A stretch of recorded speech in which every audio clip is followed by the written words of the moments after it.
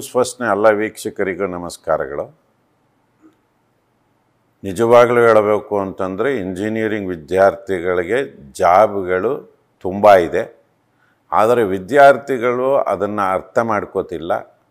ಅವನ ಜೀವನದಲ್ಲಿ ಮೊದಲನೇ ಇಂಜಿನಿಯರಿಂಗ್ 4 ವರ್ಷ ನಾವು ಕೇವಲ ಸೆಮಿಸ್ಟರ್ ಎಂಡ್ ಎಕ್ಸಾಮ್ಸ್ಗಳನ್ನ ಪಾಸ್ ಮಾಡಿಕೊಂಡು ಎಂಜಾಯ್ ಮಾಡೋಕ್ಕೆ ಗೋಲ್ಡನ್ ಲೈಫ್ ಅಂತ ತಿಳ್ಕೊಂಡಿದ್ದಾರೆ.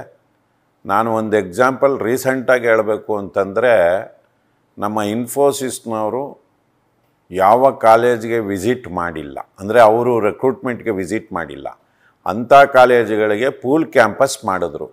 ಪೂಲ್ ಕ್ಯಾಂಪಸ್ ಮಾಡಿ 1000 ಹೆಣ್ಣು ಮಕ್ಕಳನ್ನು ರಿಕ್ರೂಟ್ ಮಾಡಬೇಕು, ಇಂಜಿನಿಯರಿಂಗ್ ಹೆಣ್ಣು ಮಕ್ಕಳನ್ನ ರಿಕ್ರೂಟ್ ಮಾಡಬೇಕು ಅಂತ ಹೊರಟರು.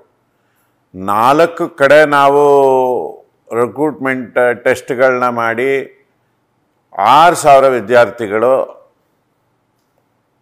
ಅಪಿಯರ್ ಆದರು.